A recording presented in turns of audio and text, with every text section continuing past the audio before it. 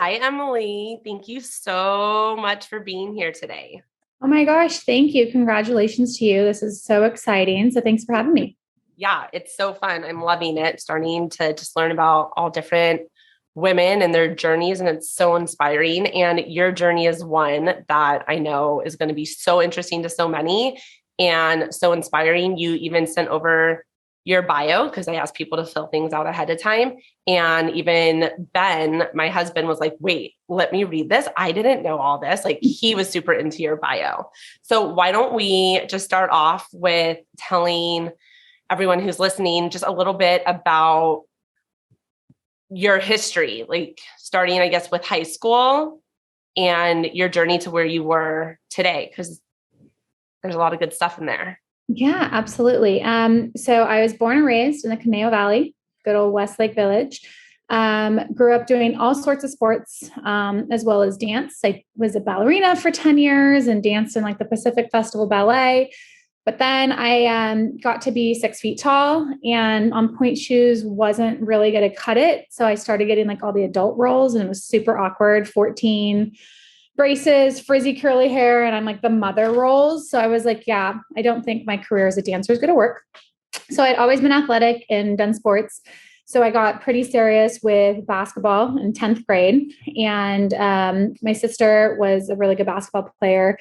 And we played together at Oak Park High School. And then I started getting letters and offers and, hey, why don't you come play? And I was like, okay, cool. Free school. I can get out, live who knows where. And I ultimately decided to go to Hofstra University, a Division I basketball program. What state is that in? It's in New York. It's on Long Island. All right. And it was awesome, except for the fact that I loved basketball, but I don't think I really appreciated what it was to be a Division I athlete. My dreams of like going to the city on the weekend and exploring the California kid was you're in study hall and you are in practice at 5 a.m. and then you have school. And it wasn't necessarily the vision that I thought it was going to be.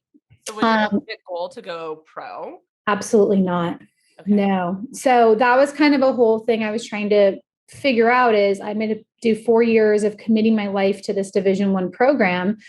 I'm going to get out. And then it's like, now what? I have no clue what I'm going to do with my life. And I'm not going to be a professional basketball player. Being a Division I athlete, super humbling. I went from being like the all-star in high school and MVP of the league to like, you are not that great compared to a lot of people, once you get into that next level. And so it was a really amazing experience. I learned so much. I was there for a year and a half. And fortunately, but unfortunately, I ended up tearing my ACL at a basketball camp. And I needed to get some rehab. And this guy had just opened his own business. He was also from Westlake. He had been in the NFL for years and was up at Stanford. And my little brother was one of his first clients because his uncle was my little brother's Pop Warner coach. Who was his uncle was my little brother's Pop Warner coach for football. And so I go in, I meet this guy. I am 18-year-old, just lived in New York for a year and a half. And his name is Ryan. And 16 years later, he is my husband.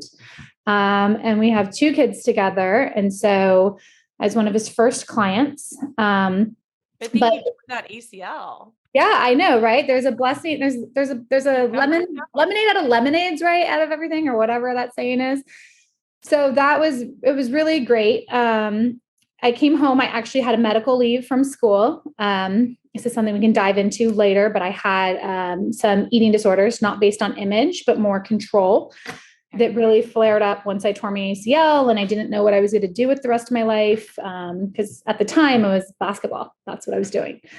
So I came home, I finished school at CSUN. I was able to get internships. I was able to figure out kind of my career path, what I wanted to do, worked in some amazing places. KBC, Fox Sports, paid for college, working at a nightclub and a barbecue restaurant, which that was always really fun, walking to the admissions office, giving cash every semester, that was kind of fun. Classy. And then just taken. Super classy. And I always loved writing. My degree was journalism. So I worked for some local magazines and, different LA shows and whatnot. But we got married in 2010 and we knew that in New York when you came out here. Yeah. No. Brian had started his business in Westlake. Oh, so you got treated out here. So yeah. I came out here. Yeah. I came out here, got a medical leave from school because it's hard once you're a Division I athlete, unless you have like a real excuse, you've signed a contract and you are binding and you are with this school. And so I got a medical leave, came home, and then we got married in 2010 and we knew kind of there's two like big things happening. One, we wanted to start a family. And two, Proactive was kind of entering this next phase of business. It had been open for 4 or 5 years at that time, and we needed someone to manage the business.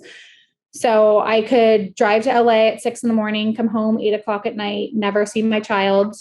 Like I could have had someone raise my own kids, or I could take over that role and become the person that runs the business that that allows me to have a family and see my family. So let's stop for a second and back up. So you just said that you studied journalism, and I just want to say to anybody, if you follow Emily on Instagram, which I do, she writes the most beautifully written, heartfelt posts that make me go, shit, do I even think?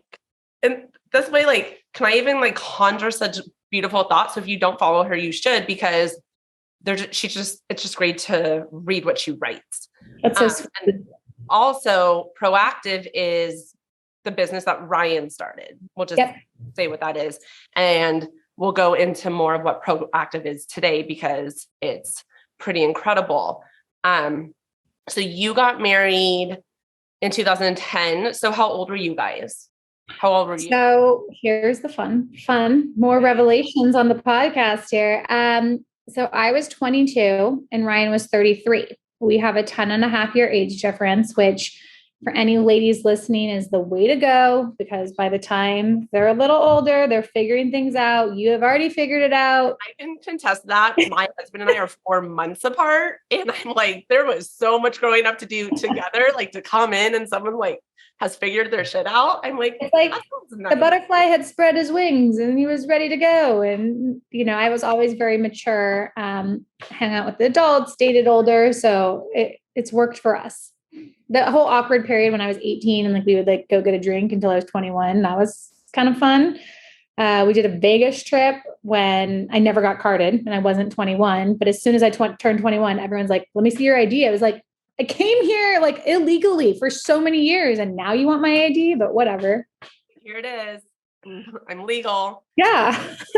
That's awesome. So yeah. Okay. So I love this. So let's go back to what you said about the control. As a young girl, you're thinking you're on this path, right? You're clearly a driven person. And would you say you're type A? 100%. Okay. So I figured. So being type A myself, when I don't feel like I have control of a situation, the anxiety is through the roof. And so much of my process has been learning to surrender, right? Because we can't control everything. But when you're young and you're going through that, your whole life just got turned upside down. Talk to us about that. What did it feel like to lose that control? And what was your go-to to try to feel calmer? And so I think that, listen, I'm still figuring it all out. I think it'd be pretty trite to sit here and say that I've got it down and whatnot. We're all going through our paths. It's a journey. I think what I've learned as an adult is that beautiful word, grace. It's kind of, hey, what's your word for the year? We're just sticking to grace. It's just going to be like the same word every year. Because you can't do it all and you can't figure it out in the timing in my color-coded book of life, right? It just doesn't happen. But when I was younger, I didn't know this. And so it started actually when I was quite young in elementary school. I was one of 4 kids, kind of a real chaos of a household. We were in the 94 earthquake and I was like traumatized by this earthquake.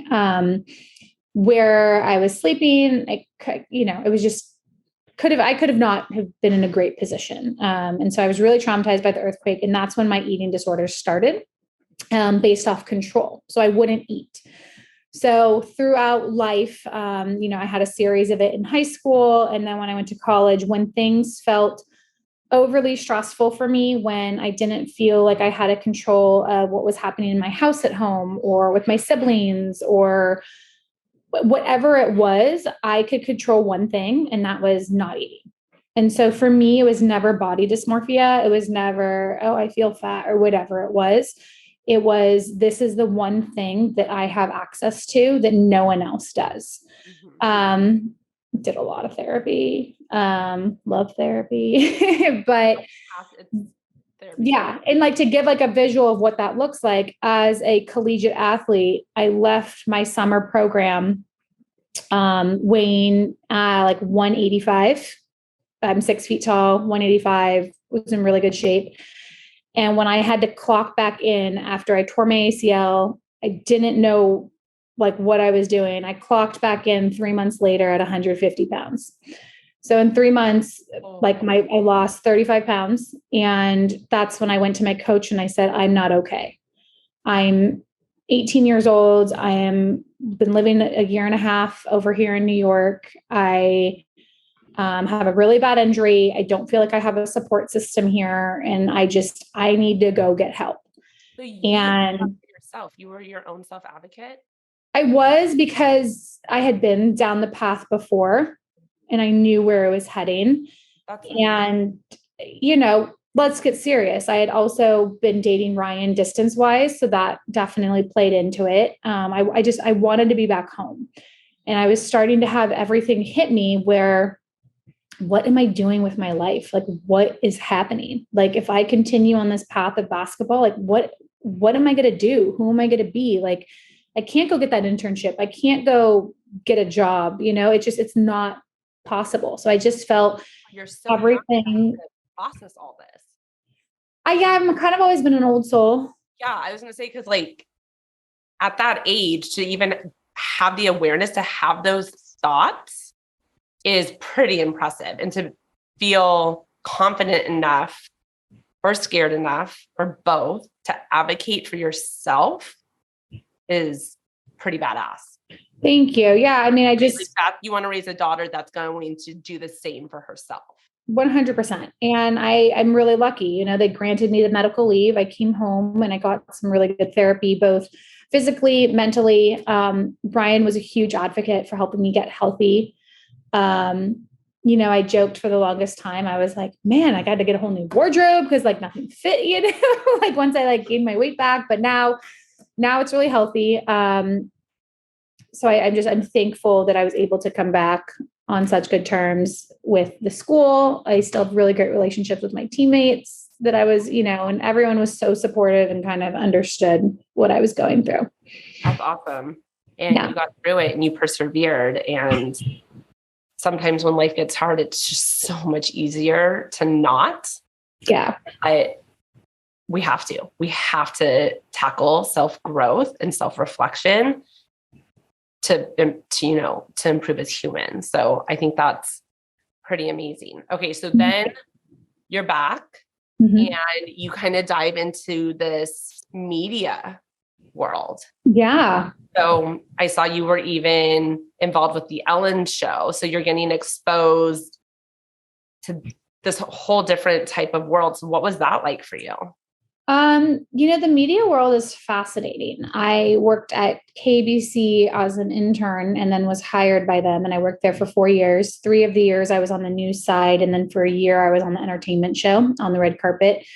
And I got to have incredible experiences, like work the Academy Awards and work midnight at, the biggest news station in LA and understand what it's like to do like a newscast. I worked a summer on the Ellen show when Bethany Frankel was the host and helped run the social media. And just, it was fascinating. It's a completely different world. I think what goes into production is really amazing to see not just like the talent, but like the writers and the lighting and the editing and just listen, I couldn't even log in to get on this podcast today. Let's get serious.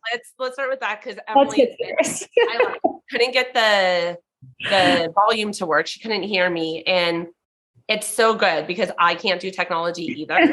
I can grow a company. I can grow a company and manage my children. I can start new ventures. And then I'm like, if you're going to ask me how to put something in a drive and convert something to a PDF, like you have to back off. Like now you're really upsetting me, expecting me to know how to do this because you're really pushing me out of my comfort zone and I might have a meltdown. It's like, oh, it's not just me. So you would love the production world because you see like literally what goes from the back end to what comes to our living rooms. And it's amazing. I'm such awe from like a production side of what that takes. So you loved those experiences. It wasn't challenging as a woman. No, you know what? I was really lucky in that world. At the time, there were a lot of females. And so, the news director that hired me, Millie, she was a female. The head of the entire department was a female. The writers were female, talent. So I didn't feel like I had any issues in that world one bit. Everyone was super welcoming. I mean, it was hard work. I think worry about this generation of kids like going up because I worked from midnight to 9 a.m. I would take a power nap in my car and then I would go finish classes for a couple hours. Another power nap, and I would go to the nightclub and go work, till 3 a.m. to pay rent. And during the week, work the lunch shift at the barbecue restaurant the 2 days I didn't have school, so like you grind and you go, but I wouldn't want it any other way. Just do it. And you don't expect. You learn so much. I mean, I learned how to deal with people while working at a restaurant, all sorts of people, right? Customer first. And I mean, especially in our area, let me tell you. But you learn connections and regulars and meetings, stories. And, in the corporate world, you learn that you are a peon and that's okay. Like if someone says, go get my coffee, you say, what would you like in your coffee? And I just think that is such a lost, it's silly. And it sounds kind of like, oh, go get my coffee. But it was so important. It gives you that grounding and it gives you like, you earn your keep.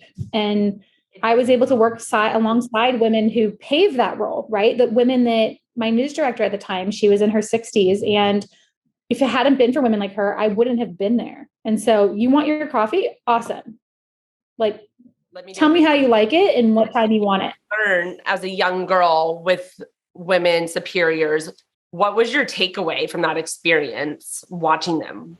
Like the do's and the don'ts and what you wanted to incorporate into your life as you progressed in your career?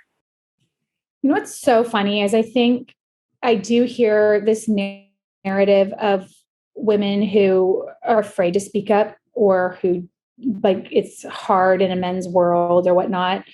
I learned the exact opposite from my news director. This woman was a ball buster, did not give a flying F who she was talking to, male, female, young, old, and she just went for it. And it was it wasn't taken well by a lot of people. But then the male news director would come. Make them like. Yeah, like the male news director would come out and do the same thing and everybody would be like, oh, okay, well, that's so-and-so. And I'm like, she just did the same thing. Like, I think that's awesome. That happens all the time in our business. I'll have to ask you if that happens to you and Ryan. I will go after the same thing as Ben, and I'm a bitch. I know I'm viewed as a bitch. I'm not responded to. I'm pushed off. Snarky comments are made, not with our staff, but like people that like we work with outside the company, whether it be a coach or a billing team member, like people that are remote. We have learned, and this is gross, like, I need this done today, so you make the call. Yeah. It'll happen faster. And the fact that that's real still. Yeah. So into like feminine power and raising a strong daughter and a son that treats everyone as the same. But anyways, I interrupted you, but. Yeah, no. I think you hit it on. We definitely, I've had years of different stories with that. But with my career in the industry, I learned, really how to be around professionals. I learned, stick up for yourself and speak up, just put your head down and work hard and good things will happen. I learned what it's like to grind, which I think was the best lesson I could have learned as being a small business owner. I know you can attest to that. Some people are like, well, how do you guys do all that you're doing? And it's like, I did it, just it wasn't for me at the time, but now we're doing what we are doing because it's our business. So you have a different appreciation. Yeah. Well, who else is going to love your business the way you love it? Yeah. Like, it's not like how, like, there's no how, like, I don't have a choice. Like, if this is my business, this is my business. Like, I have to do it. I don't wake up and go, should I tackle that today? Yeah. You're never not working. You're never not analyzing something going on in the business. You're never not problem solving. It's just part of business ownership. It's definitely a choice because it's not easy. Yeah. And then we both do it with our spouses. So that's what we get there.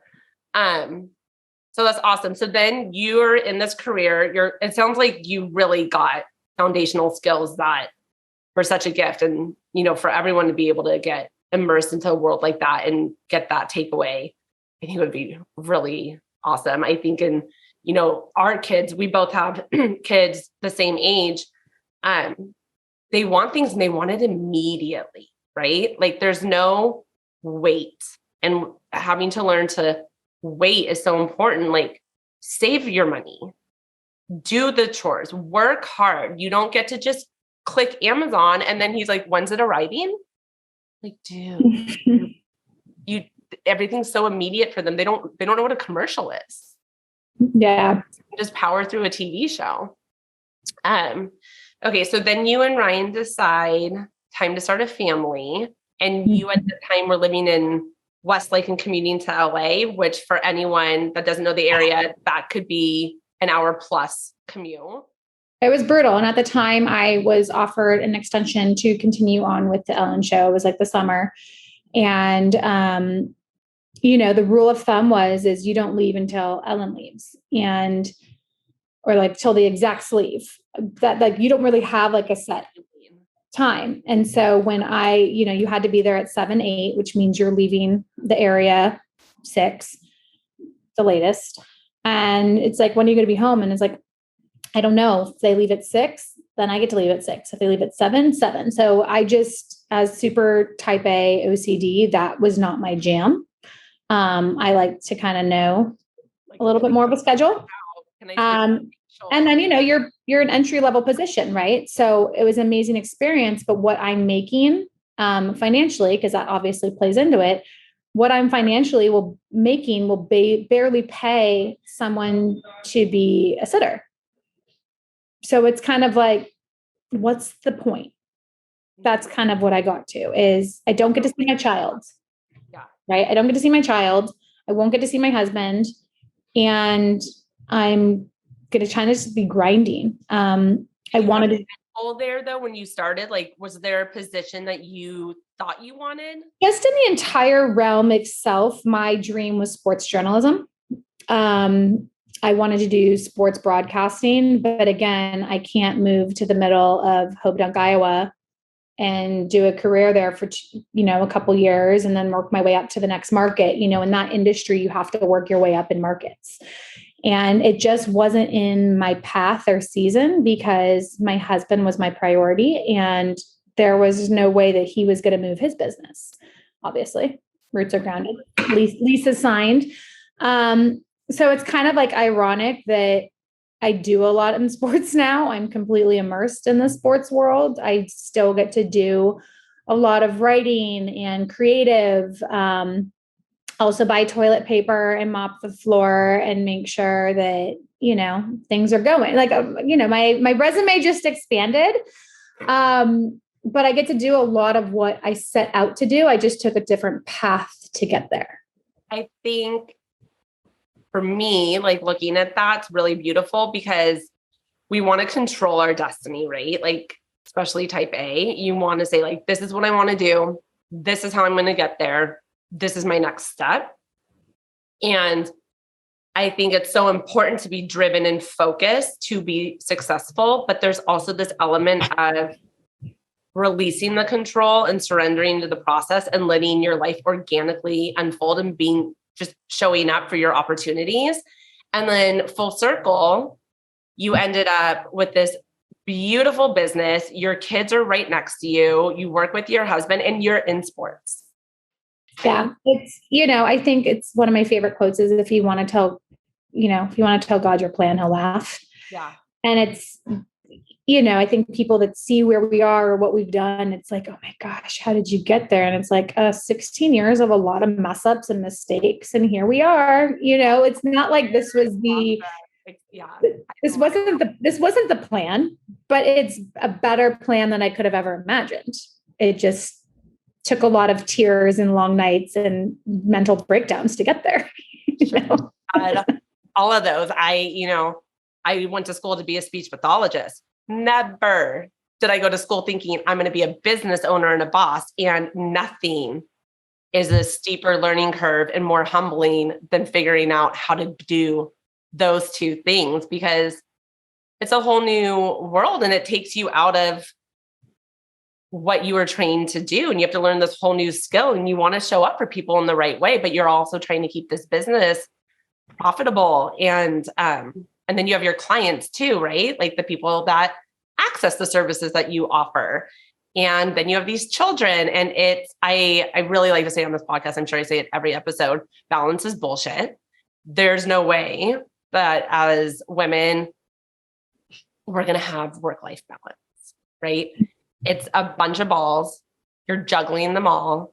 And depending on the day, which ball is a priority. I have a really sick kid right now. So we've been working from home. And that's my priority. We're not sleeping. It feels like we have a newborn again. And that ball takes precedence. And then when he's better, we'll kind of get back into the clinic and grind more because we've missed. So it's just a juggle. Do you guys kind of feel like that? Because I know you're also involved with so many things outside of mommyhood and proactive. Yeah. I mean, I think depending first, I hope Adam gets better. It's always scary when the baby's sick. I think depending the day you ask me, I will tell you, got it figured out. We're going. And then I will tell you, I don't know what I'm doing. And, last night was really one of those, I don't know what I'm doing moments. Truthfully, I had definitely like a mini meltdown, mini breakdown, because kids in life, which is beautiful, is like back to full force with a vengeance of things with school. We go to a small Catholic school. And so one of the things I love about it, it's a blessing and a curse. It's really small, but it's really involved. And so I've just had a couple, like lots of things with the school lately. The kids are in endless activities, which is stuff they want to do. So we want to support it. They've been having some half days. And so, trying to cram in, cram in, everything you got to do. We're about to enter our insanely busy season. So our team is gearing up and I'm trying to fit everything in. And then, my gosh, I broke a nail. We got family pictures coming up. So I got to figure out when I can get my nails done. You over the edge though, because you're like, damn it. Like now I have to figure out going. It's like, I can handle all the big things because they're my daily things, but it's those little things. The nail is broken and family pictures. This is what set me off. And, my husband, he's traveling, my husband's traveling, with one of our clients. So he's gone. And so I looked at him last night, and we have dogs. We have over 300 pounds of dogs because that was really smart. Get 2 Mastiffs in this season of life. Genius idea. I think Santa brought one of them. So like, that's a whole other conversation. Don't have too many Bahama mamas or you might end up with a dog from Santa. True story. And so I just was like really overwhelmed. The kids actually have like real homework now, 4th and 2nd. There's like real school. So like, that's a whole other ball game. So mine are 4th and 2nd too. And all of a sudden this 4th grade work, I'm like, this was the part of motherhood I was dreading. We tapped out of math because they do really weird stuff in math now. Let's add to subtract and like, let's go find some random thing that like is a full circle to get us back to basic multiplication. I don't know. We tapped out. My fourth grader teaches my second grader because I'm like, what? Yep, we tapped out. There's just like all this stuff going on. And at this time, I don't have a sitter. We don't have family really available, like kind of how we need it. And so I just felt super overwhelmed last night. What does that look like? Like, because I love how real you're being and I appreciate that, but I know what my meltdowns look like. I know what pushes me to the edge, but what gets you to that point? What does the meltdown look like? And then what does the follow-up self-care look like for you? Yeah. So for me, I went into my closet and I've done a really good job because I used to struggle with this, but I really make sure to not project this into my kids. So with the kids, everything is great. Or I'll just say, hey, mom needs a little bit more time. I'm just kind of juggling a couple things.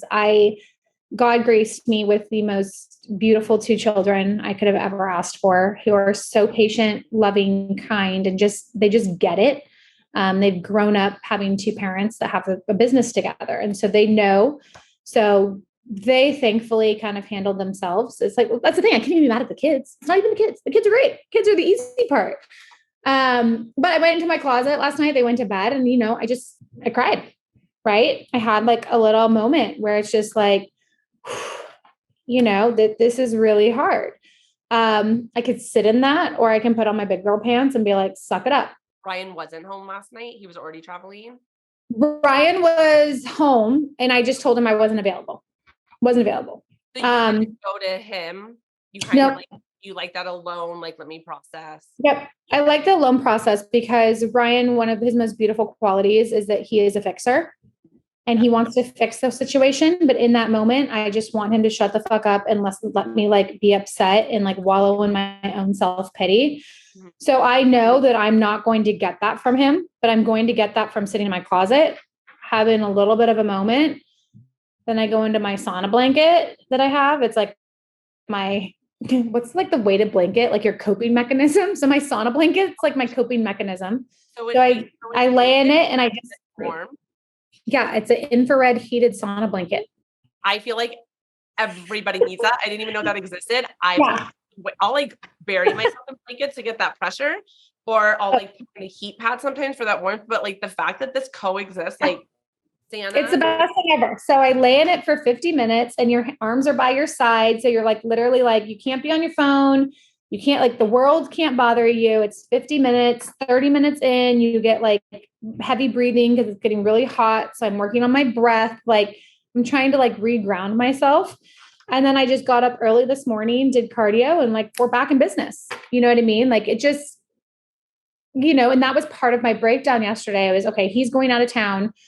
My kids have half day. One of my best friends is having surgery. So I'm picking up her kid tomorrow too. I'm starting to look at my day. Right. And it's stacked and I'm getting like more and more and more overwhelmed.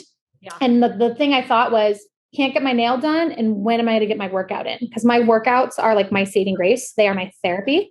Mm-hmm. I always joke with that line from Legally Blonde. It's like, exercise gives you endorphins. Endorphins make you happy, and happy people don't shoot their husbands. Like in all seriousness, like working out is so big. Oh, it's so true. And so, yeah. So I got my workout in and then we were good. Yeah, no, but it's necessary. Like, I think it's so important for us though, to know what we need so we can show up for everybody else, because I've fully learned if I'm not taking care of me, like I suck for all of you. Like you don't want me around. My husband, Ben, he is currently in 2 seasons of soccer. So he plays Friday nights, he plays Sunday mornings. And then our sons are on the same soccer team if they have Saturday and Sunday. So I'm just like, my weekends have become, who needs me for soccer? And I told him, I was like, listen, this isn't going to work. If I don't I like to take like 5-mile walks on the weekends. I like to put in my earphones. I like to be out in nature and I like to do my thing. I was like, if I'm not going to get in my walks, everyone's going to suffer. You need your walking time to listen to Matthew McConaughey. Let's get real. Let's call what it is. We need it so quickly. And I will listen to it again. And I will buy the hard copy to highlight it. I'm not going to lie. Like I put off listening to it for a while. I love listening to like biographies, but I was like, it's like this big celebrity. I don't know. That man is brilliant. Like, I think this is where we go bumper sticker time, right? Self-care. Self-care. You have to. And you have to not do self-care that someone else recommends.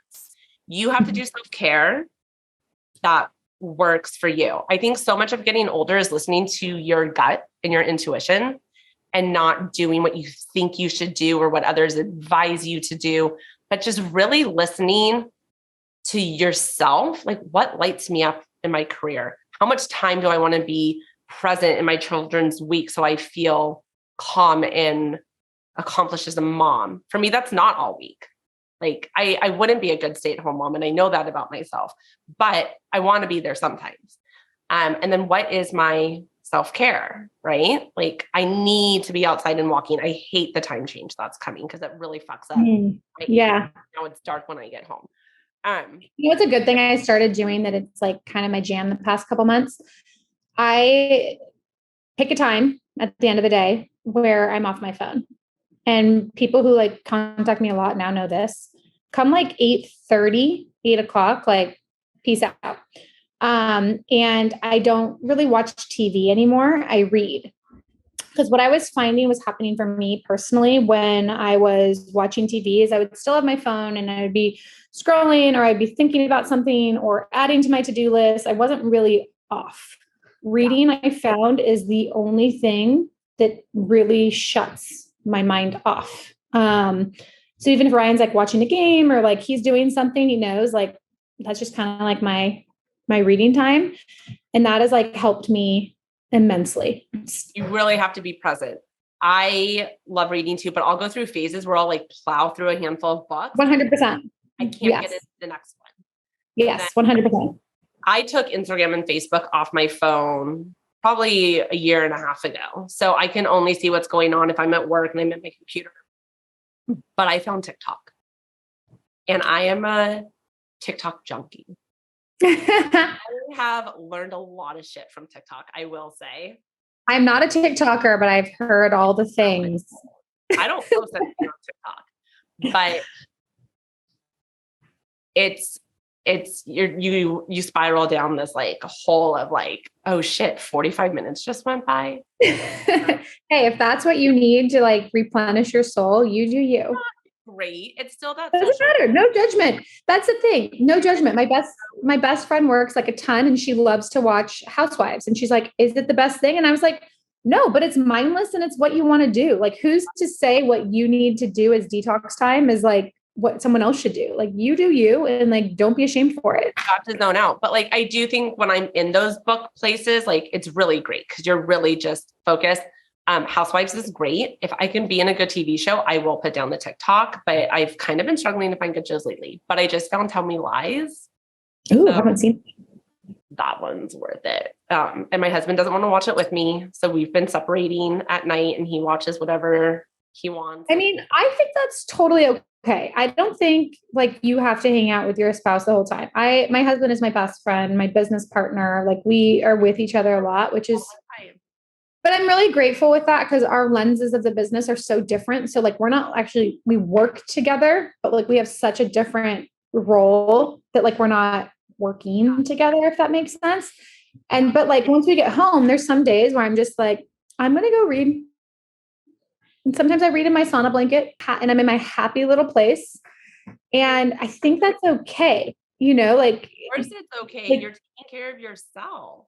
But it's hard. It's hard to get to that point I wasn't really great at being like, oh, hey, I'm going to go out to dinner with so-and-so on a Thursday. Right. Because you're just kind of like, I feel like I'm supposed to be here, but I'm like, I'm not, I'm good. But I wasn't always like that. That definitely took some time for me to get to that point. For me, it was COVID. It was being like, I really had to show up and analyze like, is this who you want to be? Is this how you want to show up for the world? And I was like, no, this is like, I have so much I want to work on. And it really made me start to like peel back the layers, which is really fucking painful to do.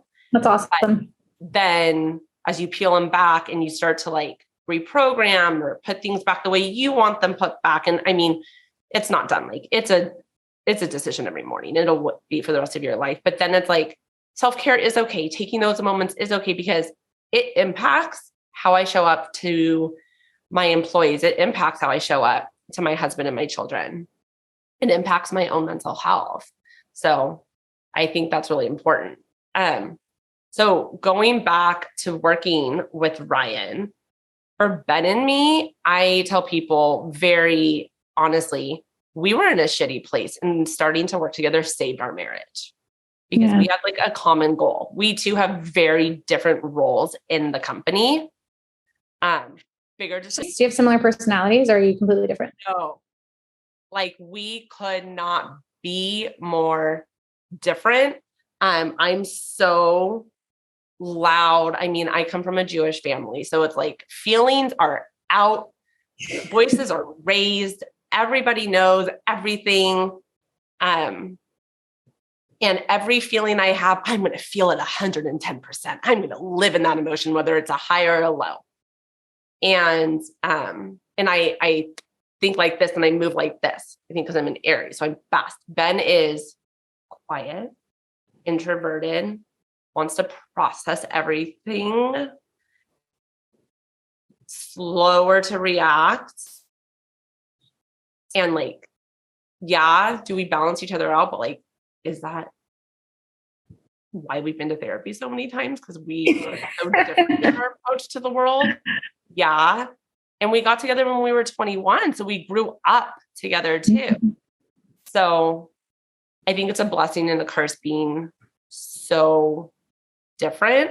I mean, we've made it work and I wouldn't want any other partner in this life. Like, thank God he's right there with me, but it's challenging. But working together has really helped us because when we were in completely different careers, it was kind of like every man for himself. And then like, I did it last time, you do it this time. I need to go in. I need to go in. Like we weren't on the same team. How's it been for you guys? You know, I think we're 12 years in and we have our 12 years working together. 12 years working together and we've got our groove. We are in it. We've got it. But early years, it was really hard. So I think one being female up until a couple of years ago, I was the only female on the team. So majority of our clients are males. So like the agents we deal with are males. Proactive. Yeah. So Proactive is a private training company for youth to professional athletes and as well as adult fitness. So we work with youth athletes, professional athletes, just moms like me. It's anybody who wants to get a workout, but it's all in a private setting. We session for our son's soccer team, and it was the coolest thing.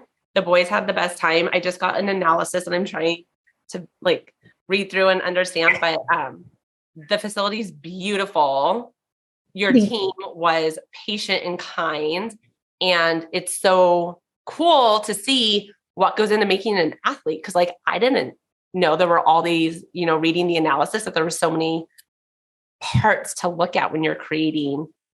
It's pretty crazy. I mean, and people that see Proactive now see this 17,000, square foot gorgeous facility with the highest tech. Over $8 million was put into it. It's like you're seeing the creme de la creme. But let's get serious. We started, Ryan started this business in a 1,200 square foot physical therapy space where the athletes were so tall when they jumped, they had ceiling tiles removed. So they would go into the ceiling and there'd be little old ladies getting physical therapy and this like really inappropriate rap music going. And so that's where we were for 4 or 5 years. And we realized that we needed to take a next step. Yeah. So then we went, and this is when I moved in full time. I was handed a box of the business from the former accountant, and she was like, "Here you go." And I was like, "Cool." I've never balanced books. I balanced my dad's checkbook when I was younger, right? Oh yeah. So I was given the business in a box, and because I have OCD, I made it really good, like nice streamlines, but I learned QuickBooks and I learned payroll, and I learned all this stuff. Yeah, it was crazy. Again, I can tell you all the mistakes I made to get to here, but I wouldn't have changed it for anything. But then we were in this 5,000 square foot garage.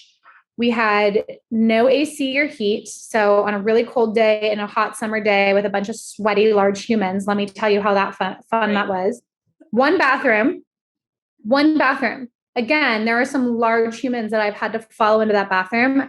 I actually truthfully would like run across the street to the gas station because I'd rather deal with that bathroom at the time. Fred Corner, gas station owner, it was my jam. Love you, Fred.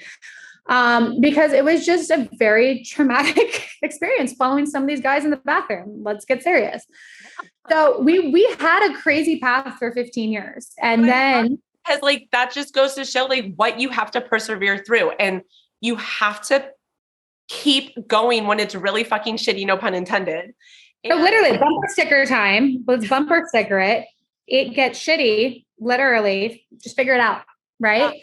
Keep going. And then we had this amazing, Ryan, we've had a really long time partner in the company Herbalife Nutrition. We love their 24 line because it's NSF tested, which is really important to know that what we give to our athletes is completely safe and like not banned by any organization. What's NSF?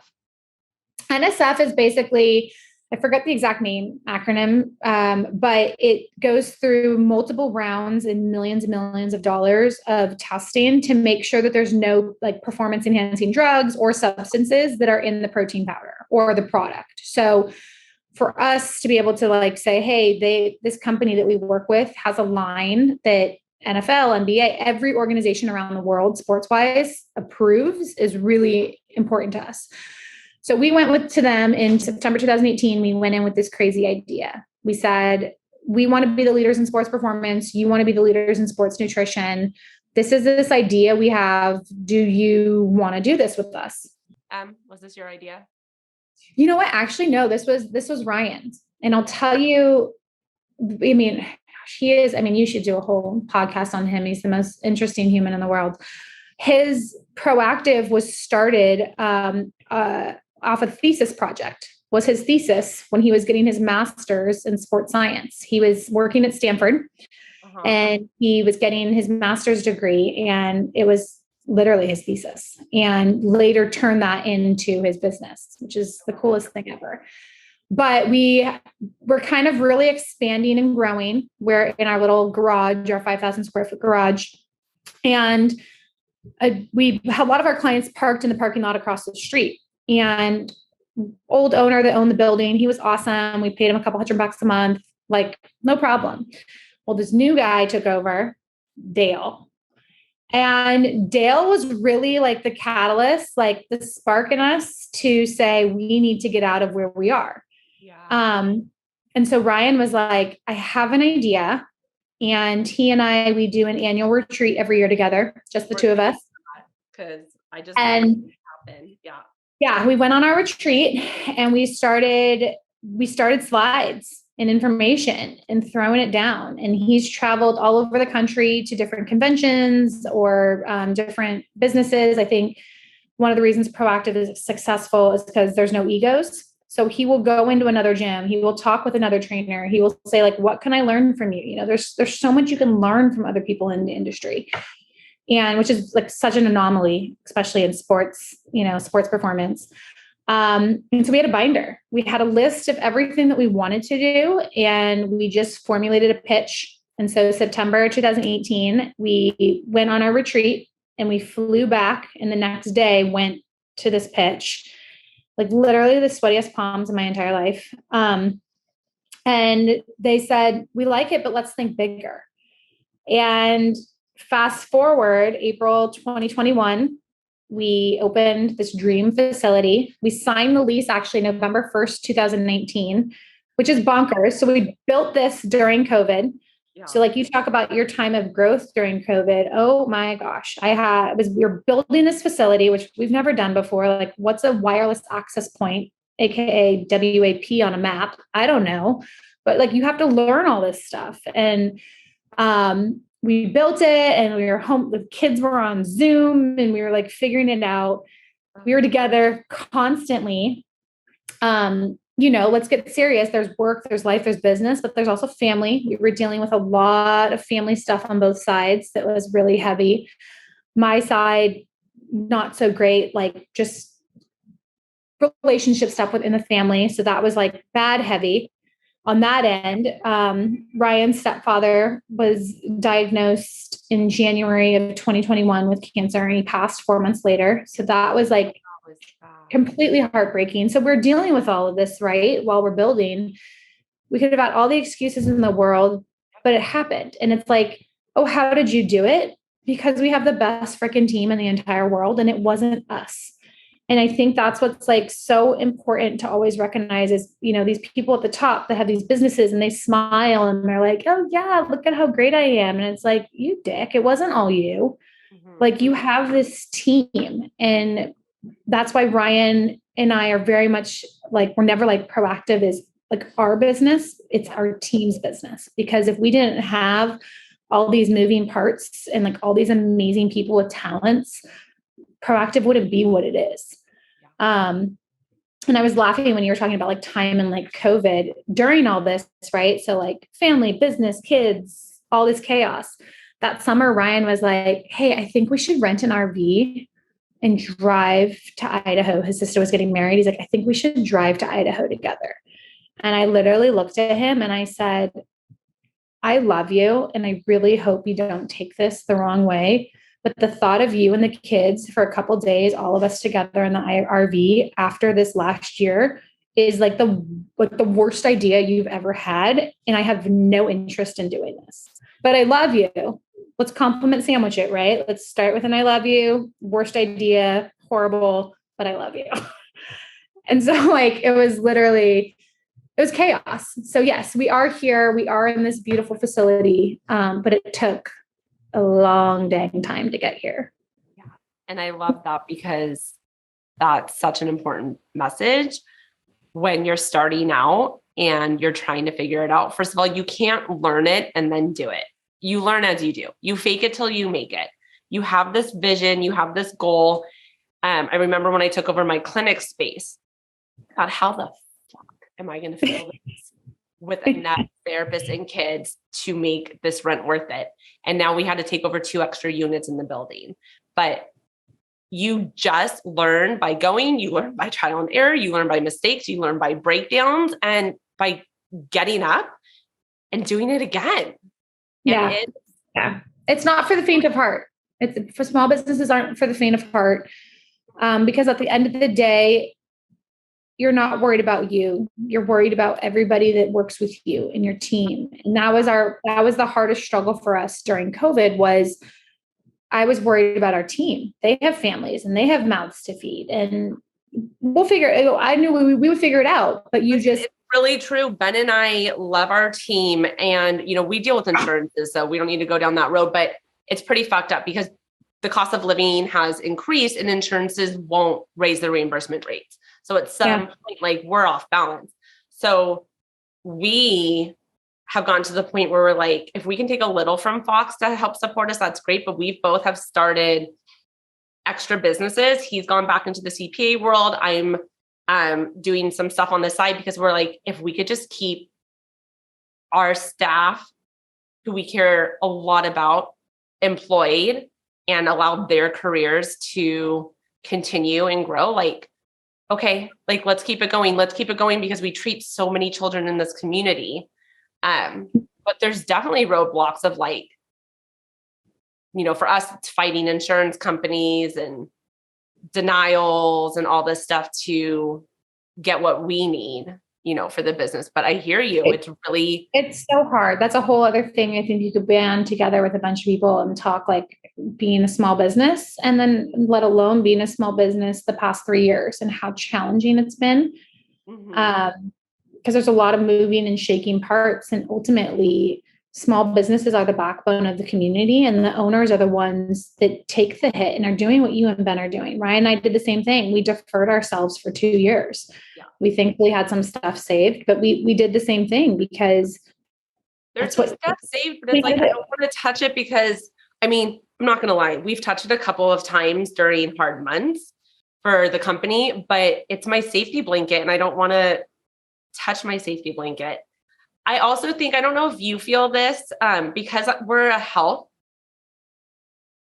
service, more in the medical community, we are a small business, but I don't know if we're viewed by others as a small business because we're more of like, they feel like they're going into a medical office.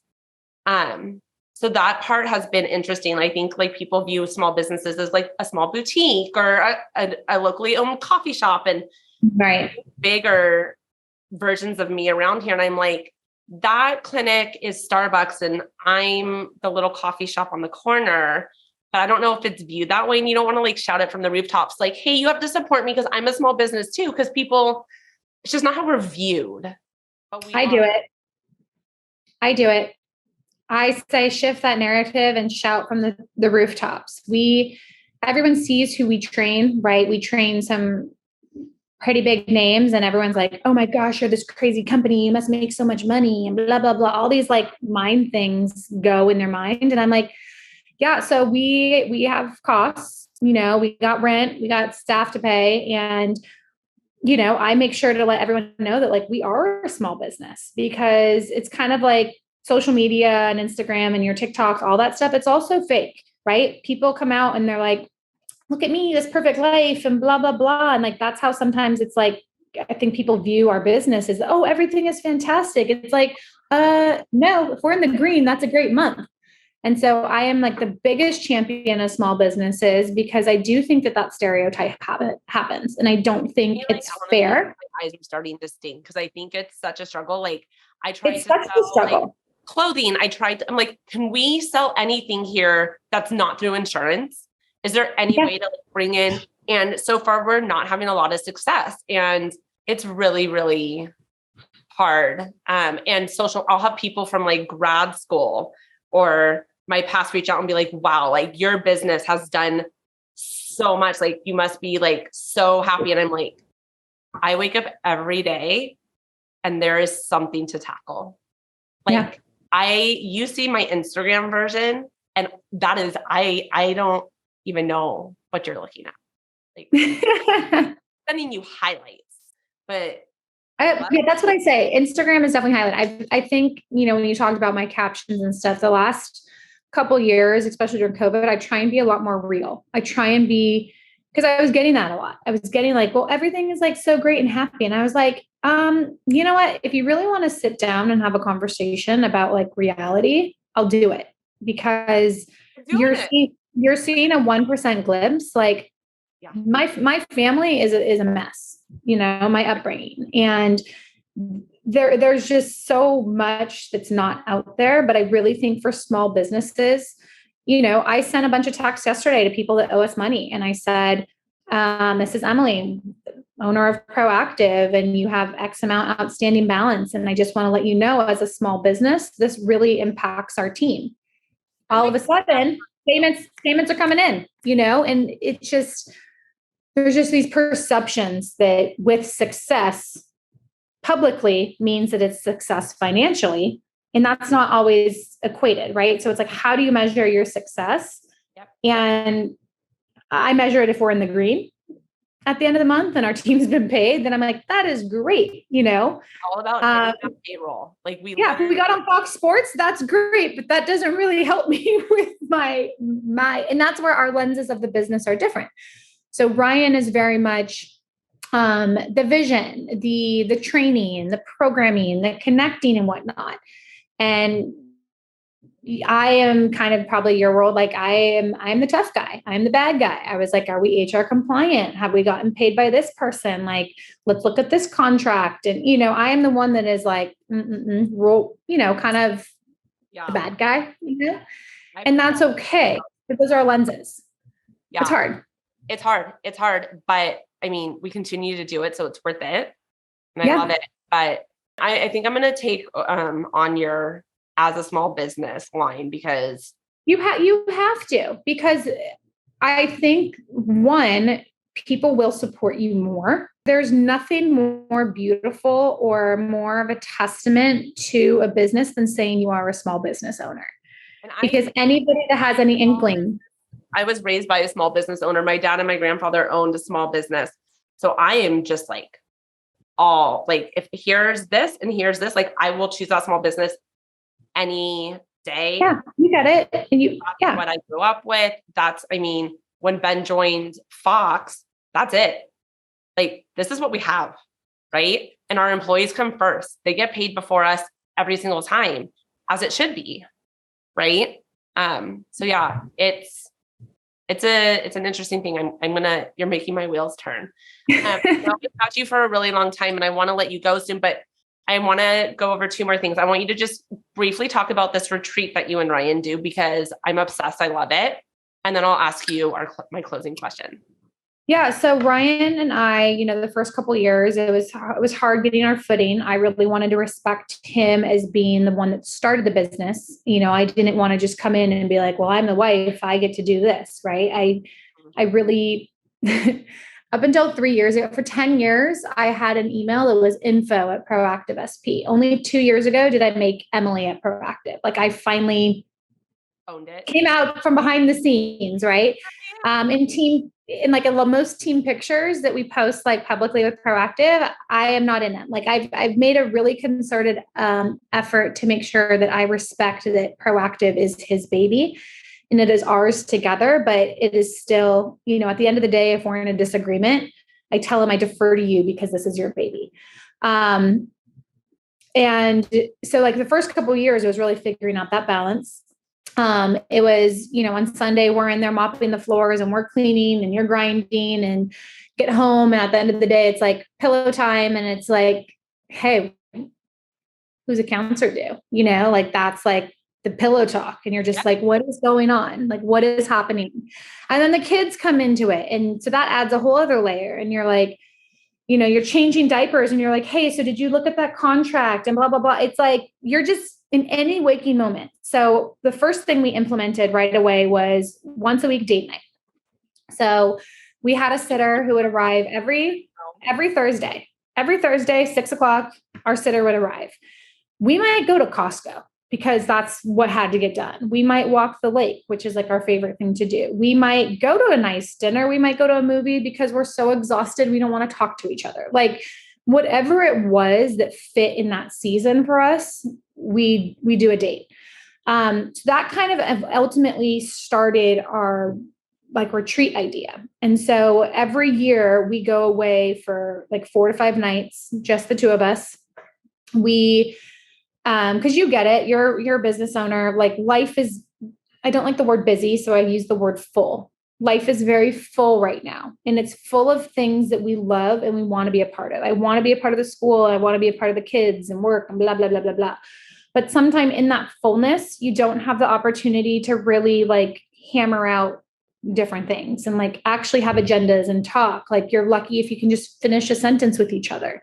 Right. And so we started these retreats. We started them locally where we check in to the Four Seasons or we check in somewhere for a couple of days.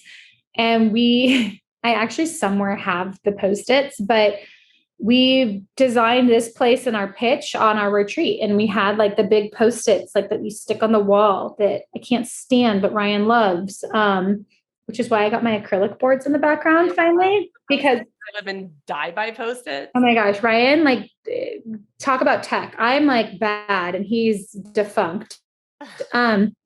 So we go and we do these retreats and we vision, we game plan. Hey, what do we want the business? What are our goals this year? What do we want to do with the team? Like, how do we want to grow things? What are we doing good? What are we doing bad? And then let's get serious at 2:00.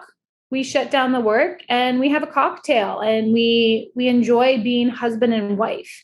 So it's a relationship retreat and a business retreat. For anybody listening that works with their spouse, like I'm for sure going to try to implement this.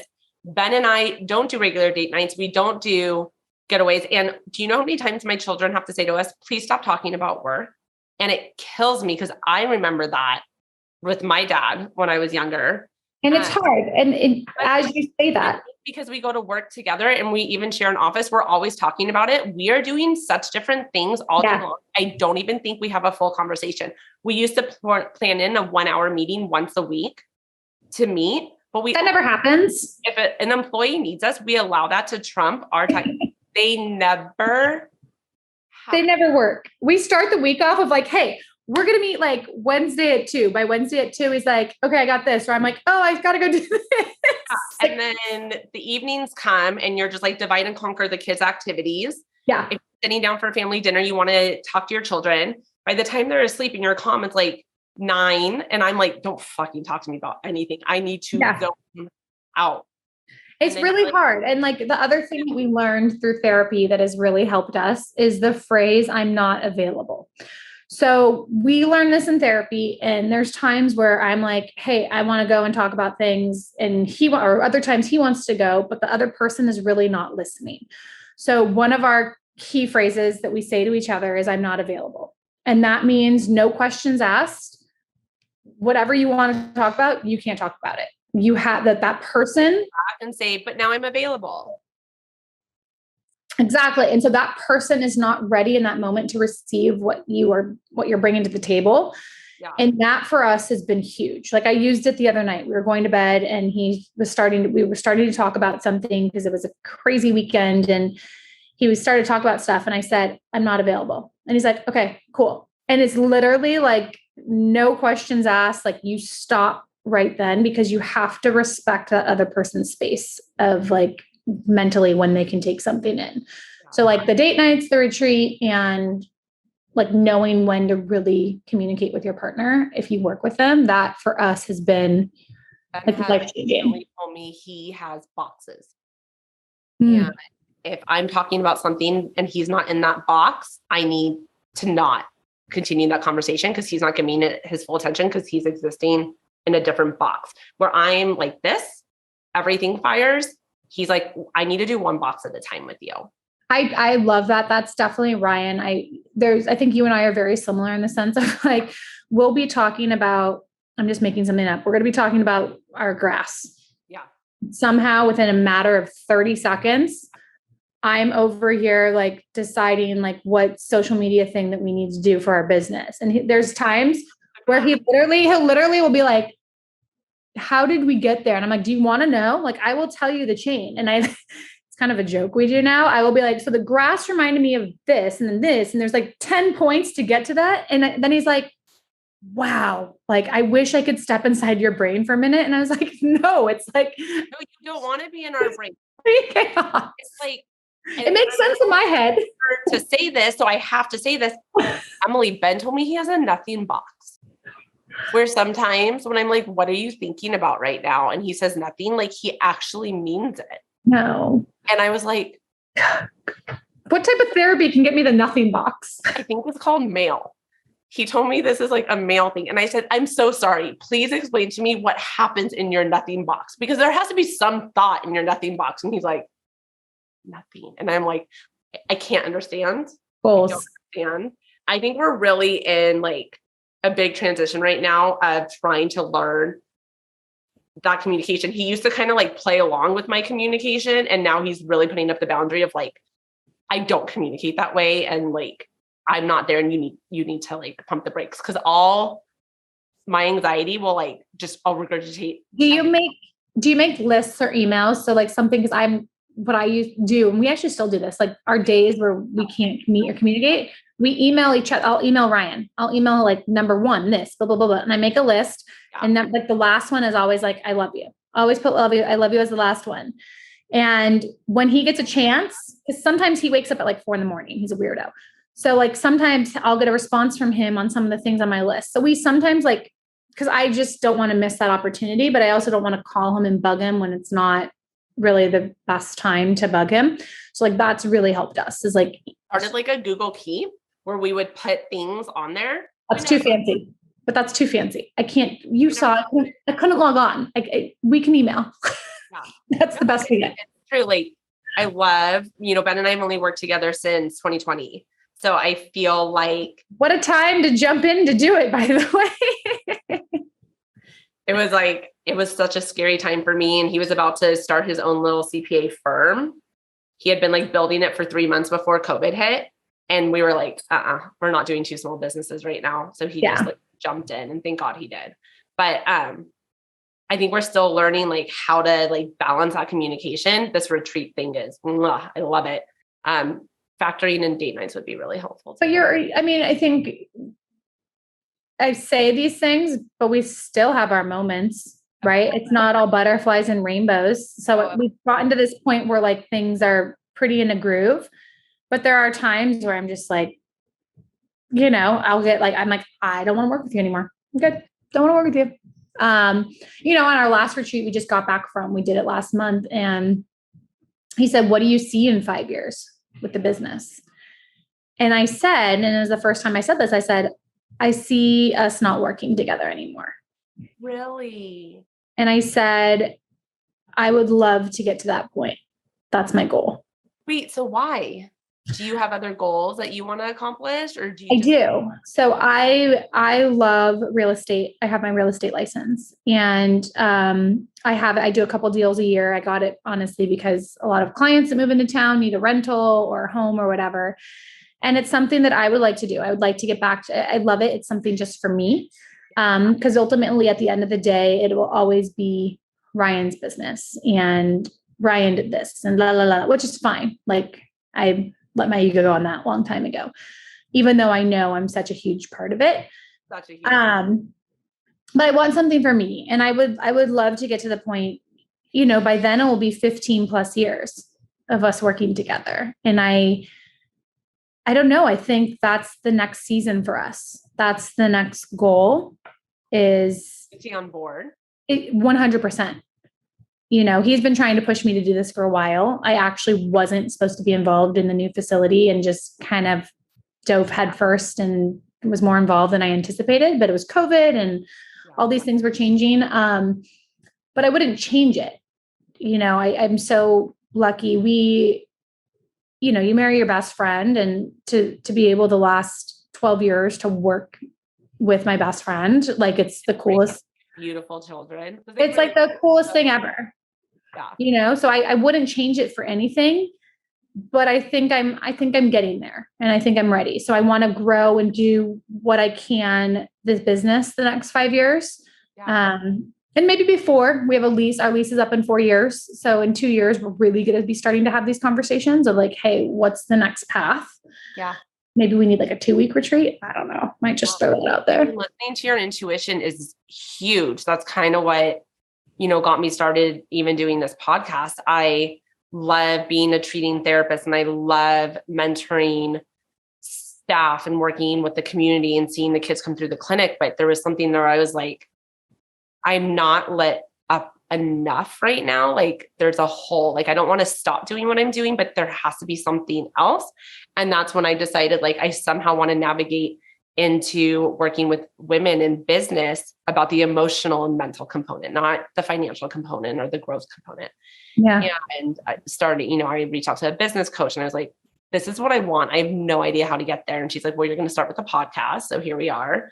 And just being, when I get on a Zoom and connect with another woman about her journey, I'm so happy and lit up. And I think following your intuition and listening to yourself, even if you're like, well, it doesn't really make sense, or how am I going to get there? Or what about the kids? But like, you have to trust it, right? Like, but it never makes sense. I mean, if you had asked my 18-year-old self, like, what I would be doing today, I'd be like, okay, would never open a business. I would work in schools, and then the amount of guilt I feel when I'm home recording a podcast and I'm not in the clinic. Like, I had a staff member say to me the other day, she had some really exciting news to share with me, and she ended up texting it to me. And she's like, I just don't see you, because if I'm in the clinic, I now treat my own clients as well, or I'm here doing this, or I'm home working on so much stuff because I'm not interrupted at home. Like in the clinic, I want to be involved with what's going on. And it's so hard. There's no perfect way to do this, because then there's guilt. There's guilt when you take yourself from any aspect of your life. And I'm trying to release that. I think you got to give yourself grace. You have to we circled full circle. Grace. It's really a magical word. You're going to use it all the time. Grace. Okay. So you have had a great journey, and you really learned a lot. So for any woman, person, either starting out or in that thick of it time being like, what the fuck am I doing? Why I keep going, but like this really is shitty. And the meltdowns are pretty regular. What would be your advice? Like, what would be your bumper stickers right now? Matthew, what do I need to say? Such a good question. And I didn't do a good job of this, which is why I'm going to give. Yes, exactly. You learned, right? So don't lose sight of you. Don't lose sight of who you are. And this is really stemming from a lot of my childhood, but in life, you have the opportunity to repeat or rewrite. And whatever the cycle you are on, you can keep repeating it or you can rewrite it. And I'm going to tell you from personal experience, the last 5 years, I have been rewriting, and rewriting is the hardest thing that you'll ever do. Rewriting is letting go of your ego. It is relinquishing what people are saying about you, what you may care what people are saying about you. So you need to let go of your ego. Get rid of it right now, because the people who know you, who love you, who want to support you are going to be the people sitting next to you. Rewriting is a lot of guilt, because at any given point, you're going to feel like you're letting someone down, whether it's your partner, whether it's your kids, whether it's a family member, whatever it is. But take the opportunity with whatever you're in, whatever phase, and rewrite the chapters. Don't repeat the cycle. And that's like my number one advice that I wish I'd given to myself years ago. It's just so beautiful. Like I think finding who you authentically are and what really matters at your core, like not what's supposed to matter, but what just whatever that is, and not being ashamed of some of the stuff that you value. And you're not going to be for everybody. Like as a business owner, as someone who's a people pleaser, I wanted to be for everybody. I wanted to be that box, but you can't be for everybody. So know your value, know your worth, set your standards, and understand that someone might not come to you or someone might not agree, and that's okay. There's 10 more down the road that will. And just know your worth and know that whatever you have, like, it's corny, but it's so true. Your vibe will attract the tribe. In business, in life, whatever it is, you will figure it out. So don't be true to yourself and don't conform to try and like fit a circle into a square peg. Like once you lose sight of you, everything else will unravel. Yeah. It's kind of who you are, I think, is a journey in itself and a continuous journey. So just having the grace and giving yourself the time to do that. And I think when you're more in tune with what are your values, who are you, and how do you want to show up, the rest of it starts to kind of more naturally fall into place than if you're forcing something that's just not meant to be. 100%. And I tell my kids all the time, there's beauty in mistakes. Mistakes are awesome. When you lose, it's fantastic. When you mess up, it's fantastic, because that's when you learn your lessons. That's when you figure it out. So if you're messing up and you're in the trenches, that's great. Learn from that. We say when a mistake happens or if you're scared or whatever, that's when you're letting that part of your brain grow. That's how your brain learns that, or that's how your bravery part grows in your brain. Like all those moments are really important because it allows you to grow. Yeah. And I think like literally diving into like kids and youth sports, my biggest pet peeve I hear is when people go, "Oh, I had a game today. Did you win or lose?"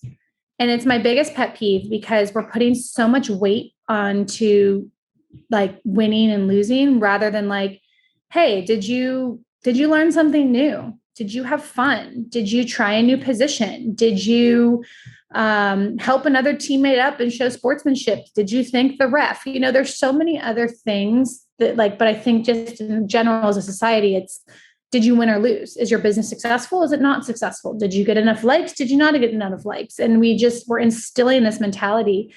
And so with my kids, the only question I asked, I read this article years ago, and I'm so sorry, I don't know who said it, but it said the best thing you can say to your kid after a game was, "I love to watch you play." And we don't talk about who wins, who loses. I just say, "Do you have fun?" And "I love to watch you play." I will say this. I watch, we're on the same sideline, right? they've been on the same team. First two people so involved in sports, you might be two of the calmest people. Let's get serious. It's soccer. So half the time I don't know what's happening. Part one, but I'm getting better. Thanks to Ted Lasso. Love Ted Lasso. Another great person to listen to. But I think it's really beautiful. I mean, Ryan his world is sports and he's so calm. I may not be the calmest person on the sidelines because my anxiety. But I do try to tell Adam to like when we're in the car and we're driving home and reflecting on the game, we don't talk about the outcome, but we talked about, how did you feel?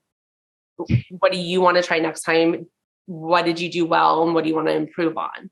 I love that. Just that self-reflection. He can get pretty hard on himself. And it's just like, we're not going to do that. Right. Like you were with your friends, you had fun, you love soccer. If you want to improve on something, that's great. It's great to have a goal, but you did a lot well too. And he used to cry a lot when there was a loss. And now he just moves on with his. I love that. Cause it's silly, but like those moments in youth sports, like shape what happens in your adulthood. Right. So I felt like my control issues and I had to have like perfectionism and figure it all out because I was the product of the antithesis of what I want to be. I was the product of, well, you didn't get first, or you didn't make that shot at the end of the game, or this or that. And it was all these like things that I could have and would have been doing. So there's this pressure for perfection. There's this pressure to strive to be this level of success all the time. And so I made a promise, like, let's get rid of that narrative. And it goes in life. It literally goes in life. Part of our generation when we were growing up. But for me, it was, if I didn't play well, it was intense, right? Because I was a soccer player. I quit after my freshman year of high school because I couldn't take the pressure. Burnout. And now my husband and my brother and sister-in-law play a co-ed game every Friday night for fun. And they have so much fun. And the kids go and they have so much fun. And they have asked me so many times, just come play. I'm like, I can't do it. I haven't even watched once. You can't do it because if you get on that field, you have to be perfect and you're going to have to win. And if not, it's so triggering for me. And I've had therapists say, like, you're going to have this until you just get on the field and do it and face that fear.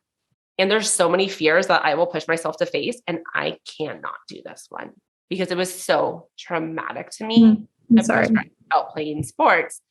And I think a beautiful thing these days is they don't even allow parents to yell, right? The way that they were allowed to like yell when we were growing up. There's like rules where the refs are now like, you need to sit down and be quiet. I don't know what happens in closed doors, but I tell my kids all the time, like, if this is not what you love anymore, we'll find something else. Yeah. Or I felt like this is what I had to do. Like, I wasn't allowed to explore my options. This is like what I was being told I was supposed to be good at. And I want my kids to at least feel like, if you want to pivot, let's pivot. I just want you to be happy and love what you're doing.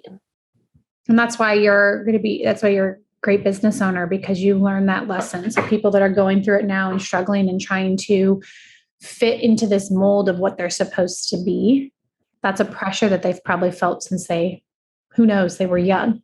That's what made me realize, well, shit, I'm reacting like an asshole to people because I'm trying to fit this mold of what I think I'm supposed to be. And this isn't working. Yeah. This is not how to run something successfully. But I love it. I think that advice that you gave is, it wraps it all up in a perfect bow. Like, we have to do that to be successful in any aspect of our life. And I think that's great. Is there anything else you would say, or do you feel like you've kind of covered the main points? No, I think we've covered it. This has been fun. Congratulations. Congratulations. So exciting. Thank you so much for sitting down and talking with me. It's such a good, inspiring story. You were my priority over my nail fix, just so you know. And I know that's really big. I may have had like my nail down here, like, Jesse, can we do this in the nail salon? I'm going to blur out the back. Yeah. That really means a lot because broken nail that will bring me to tears. It's just one more. I'm like, I already fit this into my schedule. Yeah. Oh, Emily, thank you. Thank you so much for the conversation. I loved it. Thank you. Rest of the week, and I'll see you on the fields this weekend. Yes. Thank you. Bye. Bye.